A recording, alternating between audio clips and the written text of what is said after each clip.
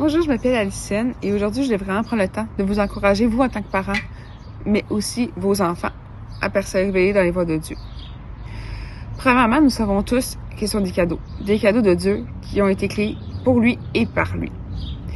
Nous sommes appelés à les élever dans la foi, donc de leur montrer le chemin à suivre et les éduquer dans ses voies le mieux qu'on peut.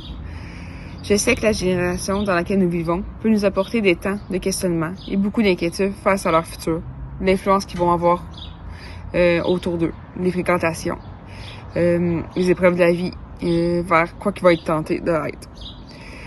La réponse est que nous, notre travail est de leur présenter Christ, de leur enseigner ce que Jésus parle à travers sa parole, soit l'Évangile, mais aussi ce que nous sommes continuellement confrontés de nos jours.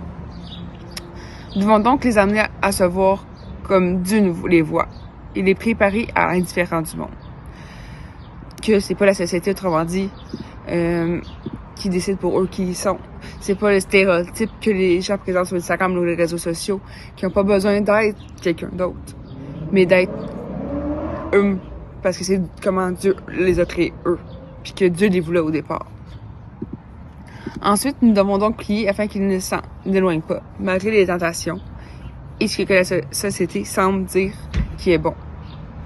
Parce que la société, excuse-moi mon dos, la société nous met un standard, nous impose, nous montre ce qui est bon, puis si t'es en dehors de ça, ben t'es souvent out, t'es souvent méprisé, t'es souvent rejeté.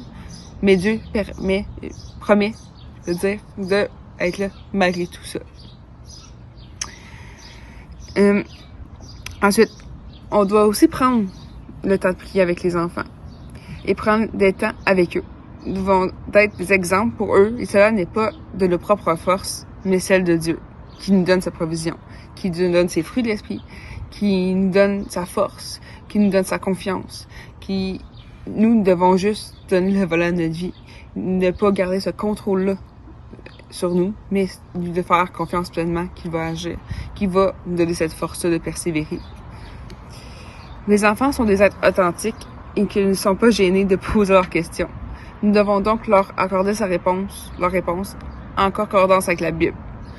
Simplement, qu'ils vont comprendre, mais que leur réponse va être répondue.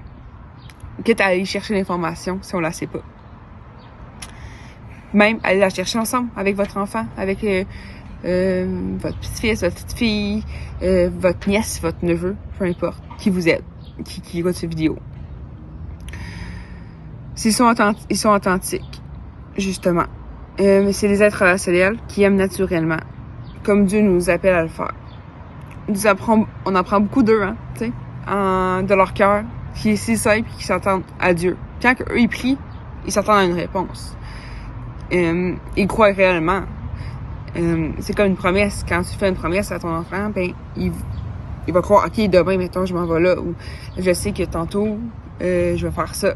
Ou je peux avoir confiance que mon parent m'aime. Je peux confiance que mon parent va me répondre à mon besoin. Mais c'est la même affaire envers Dieu. Cet enfant-là, quand il prie, mais il sait que Dieu peut l'accorder. On est appelé à être comme ça, à être comme les enfants. Le royaume de Dieu, comparé à ça, d'avoir ce cœur d'enfant-là. Donc, ils apprennent de nous. Oui, on les éduque, mais nous aussi, en tant que proches d'enfants. Moi, je travaille avec les enfants, j'ai pas encore d'enfants, mais je travaille avec eux continuellement, puis j'ai une nièce aussi, où est-ce que j'apprends d'eux, tu sais.